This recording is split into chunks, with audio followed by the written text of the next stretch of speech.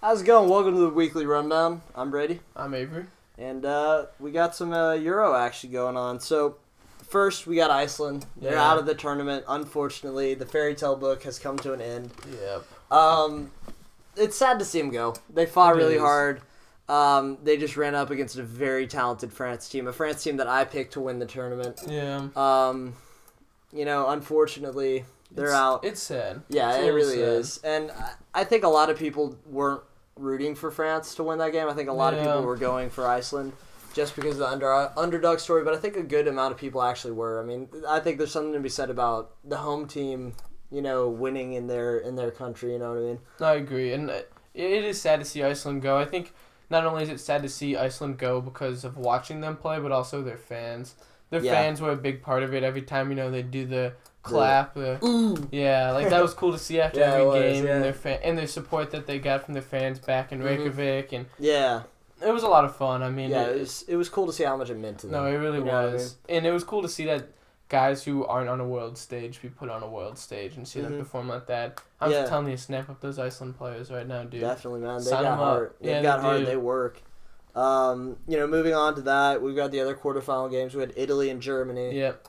Great match. Yeah. Great match. I missed it. I was sitting in traffic. Yeah. But I was actually at work for the PK shootout. I remember I was watching the match and it did get kind of boring. I think that yeah. it was That was almost expected with Germany Yeah. and Italy because they'd Yeah. only given up like one goal Mhm. combined the whole time. and I mean the thing is it was boring to watch excitement wise, but it was actually very interesting tactically. Yeah. And I consider myself kind of a soccer nerd, so Yeah, it was like I was it was kind of like a geeking chess out. match, Yeah, honestly. it was. It really was. It was a 90-minute chess match, and I think Italy really won the tactical battle. Yeah. They made Germany play to their style. They made them play slow. They made them pass the ball around the back. And Germany plays so much better when they're attack, fast, right? Yeah. Italy slowed it way down. They sat back. They let Germany have the ball in the back line. They didn't give them any passing gaps. And they made them have to break them down line by line by line. And then they would get back and line by line, another line. No, it was something to be said about Italy, Mhm. and I think the saddest thing for me is Buffon. I really hope he's in the World Cup in 2018. He'll be Oh, he will 40. be. The dude, he doesn't age. Yeah, he He doesn't. doesn't He really age. doesn't. I mean, I really like him. The older he gets, the more respect I gain for him. He didn't Mhm. leave Juventus when they got in the issues with match fixing. Yeah. I mean, he's a good guy. He's a good He really guy. is. He's a classy guy. And he's still one of the best keepers in the world. I mean, Yeah. watching him in the Euros, I was extremely impressed. He's a good keeper No, he is. still. I mean, and he's 38. Dude could be our dad. No, he I could. mean, he'd be Well, a young dad, but Yeah, he could be our dad. No, he really could. Yeah. He could, because we're 20. He could have been 18. Yeah. He could be our father, and he's playing in the Euros. mhm. So And he's thanks, Dad. he's Good one of job. Good job, Yeah. Dad. Yeah, Woo. yeah, yeah. But moving on to the semifinals, Yeah. we got some big matchups. We Mhm. got Wales, Portugal, which I know I mean I like Wales more than Portugal. We Yeah. hate Ronaldo. We're not big Ronaldo fans. I think Wales can do it, man. I really do too. And here's why. I think that both teams have a world class player. Yeah. In Bale and Ronaldo, obviously. Despite Joe Allen, I mean, that's Yeah. just you gloss over that He's because he's obviously the best Out of player. this world Yeah, class. he's too good. Yeah. But anyways, I would rather have Bale on my team. Yeah. I think that Ronaldo's a more talented player, but I would rather have Bale on my team any day of the week because Bale is a team player. And I think that Ronaldo, if he had Bale's mentality, he'd be better than Messi. Yeah. Because Ronaldo is more physically talented than Messi. He's bigger, he's stronger, he's faster at full tilt, or he was when he was in his prime. And he's just as technical as Messi. You know what I Yeah. mean? So I think if he had the mentality of Bale, where he put the team before himself, then he would be better than Messi is. But he's not because he's a him first kind of guy. Yeah, You know what I mean? is. And I think Wales supporting cast has been really impressive. I mean, Yeah. who was it? We had Robson, Kanu, and Vogues were scoring goal. That Cruyff turn, dude. Dude. Johan Cruyff was looking Johan, down yeah. like, oh my god, He was like, I couldn't have "Damn." done that. Yeah. that was dirty. He Cruyffed it in between two defenders, Yeah. put it in the back of the net. That wasn't a bad. know. That wasn't a good bad finish. either. No, That there's like three guys he was around like him. falling over, puts it, blasted into the side of the net. Unreal, dude. Dude The doesn't. scenes. Dude doesn't have a club. No, he doesn't. Robson Kanu doesn't have a club. I mean, he will now, obviously. Yeah, his agent was sitting there just tossing money into the air when he saw that. Yay! Yeah, he's like, oh my god, we're about to make so much money. Yeah. But it's incredible to see. It's awesome to see Wales in it because when I look at it, because we're going to touch on the next semifinal in a second. We got Germany, France, powerhouse. Portugal isn't necessarily a powerhouse, but they still have Ronaldo. They still have a lot of talent. Yeah. But then you have Wales it's Wales, dude. Yeah, it's Wales. I mean, Wales is basically like the Wyoming of Europe. You know what I mean? It's like the countryside. Yeah, it's nice, but nobody really goes there. Yeah, exactly. There. Yeah, I mean, the thing is, though, is if you look at this Wales team, they aren't, like, lacking talent. They've got some good players. I mean, to be fair, they also have a bunch of championship players and guys that can't make Leicester City's squad. Yeah. But they've got Joe Allen, good player, right? I mean, in all realisticness, we like to say he's the best player in the world, but he's still a good. He is, but he's still a good player. Right? No, he is. You've got Aaron Ramsey, very good player, starter for Arsenal. You've got Gareth Bale, world class player, top 3 in the world. You know, in my opinion, top 3 players in the world. I put him top 5. Top 5's fair. Yeah. And you've got Robson Kanu, who just had the dirtiest Cruyff turn ever. Yeah. And for some reason doesn't have a team. He will. Yeah, he will. But he's still a solid player. I mean, he's very strong. He's very fast. But going back to Aaron Ramsey, do you think that's going to be a big miss for them? I do. Yeah. I think that's a very big miss, and that's what worries me about Wales. I think that they'll still beat Portugal just because I think that talent or teamwork it trumps talent every time. At least to a certain extent. Yeah, to an extent. We saw Iceland and France, and that didn't really work out. But I think that Wales have enough talent that their teamwork will outdo Ronaldo's talent. So you're taking Wales? I'm taking Wales. I'm taking Portugal because if you listen to the podcast, I picked Portugal to win it. Yeah. I hate Portugal. I hate Ronaldo, but yeah, I got to stick with my guns. I got to stick with who I picked. Mm-hmm. Then the other semifinal. So Germany's got all these injuries. You got no Khedira probably, no Schweinsteiger, no Gomez, which are big injuries. But when you look at it, can they still beat France? I don't think so. I mean, like you said, you got to stick with your guns. I picked France to win in the podcast, and I'm sticking with that. I think they have top 3 most talented teams in the world for sure. When they're all healthy, I mean, their defense is shaky right now. Yeah, God, it is, dude. But at the same time, they've got a lot of injuries, you know what I mean? And they've got some very good center backs. So I think if they played a 3-back system, they'd be very good. I mean, they've got Sacco, Laporte, and Matthew Varane. Yeah. So they've got 4 good center backs, really. They could do a German system and just play 4 center backs. No kidding. Because I don't think Evra is that good. No, Evra's washed up. So is Sanya. Sanya's not bad, but he's washed up, too. They're both over the hill. I hate Evra so much. Yeah, me either. Anyways. Oh, me too. But yeah, so you're going to take France to win that game? I'm taking France, yeah. I still think France is going to win the Euros. But I'm hoping for a France-Wales final because that way, either team wins, I'm happy. Yeah. You know what I mean? Yeah, and then my last question about that game is going to be, is this a game where Giroud misses 5 sitters or a game where Giroud misses 3 sitters and scores twice?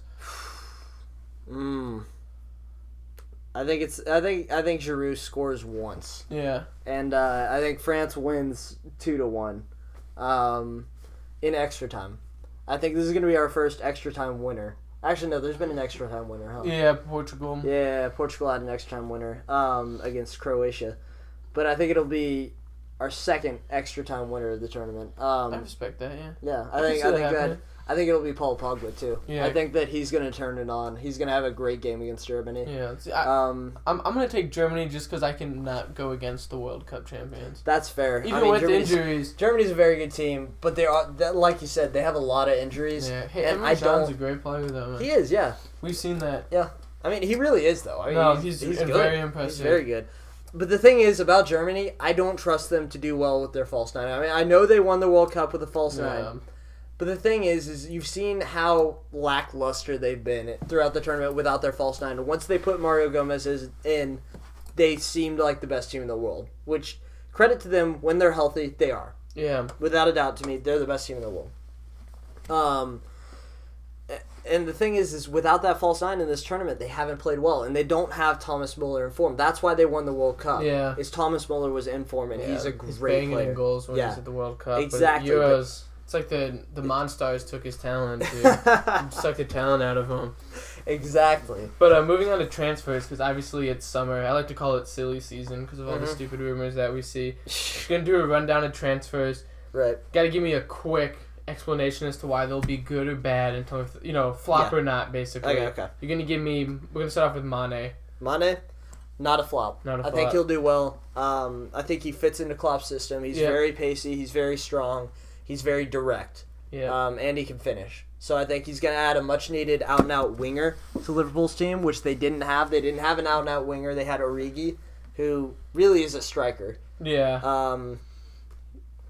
That's it. That's it. Okay, I'm gonna say he will not be a flop, right? Mm-hmm. But I'm also gonna say that Markovic, who is like a new signing because we didn't have him last year, will be another good out-and-out winger. Yeah, there we go.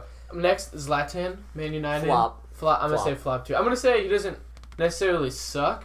But Yeah. he's not gonna live up to Zlatan expectations. No, he's not. I mean, people think he's going to come in and set the world on fire. And the thing is he's played in the French league, on the best team in the French league by like a mile, 5 miles. Yeah. I mean, they were winning games 8-0 in the season. Yeah. You know what I mean? Not going to happen in the Premier League. Not going to happen. No. It's just not. No, you're right. So he's not used to that level of competition. He's getting older. He's losing a step on his pace. He's not as prolific as he used to be. You know, he may not have the fitness. He's not going to be as good as people think he is. I say he scores 12 goals next year in all competitions. That's my prediction. Yeah. In the Europa League too, right? Because that's what they're playing in. Yeah. Anyways, Don't have it anymore. whatever. It was a little Man United dig. Next, Batshuayi. Is that how you pronounce? I think it's how you pronounce it. Batshuayi, the Belgian striker. Yeah, flop. That guy, flop. I'm gonna disagree with you and say not flop. I don't think he's going to do well at Chelsea. I just think don't. so? I don't think he'll be the first choice striker. See, I think they're gonna play two. You think he'll start for them? Yeah, I think they'll play with Diego Costa. It'll be like Adair and Pell, except for way more talented. What they just did. Yeah, I mean the thing is I don't think he's gonna work well with Costa. Okay, fair enough. I don't think he's ready for the pressure. He's Belgium's 4th choice striker. He might be the second, honestly. I don't know, dude. I mean, he was coming on in games. He was coming on because he scored 1 goal and then he started coming on. Yeah. You know what I mean? But the thing is he's a good player. Origi looked more dangerous to me when he played for Belgium. He just missed. Benteke, but he was very dangerous. He was in the box. He was in the right areas. He made chances. So I think I'd rather have Origi on the pitch because he finishes for Liverpool. Benteke. Say what you want about him. He didn't work in Liverpool's system. He still banged in a couple goals for us. Yeah, he still scored an overhead kick at missed so United. many breakaways, dude. Yeah. Jeez. But I mean, he's a good center forward. Yeah. He's a good header of the ball. He's strong.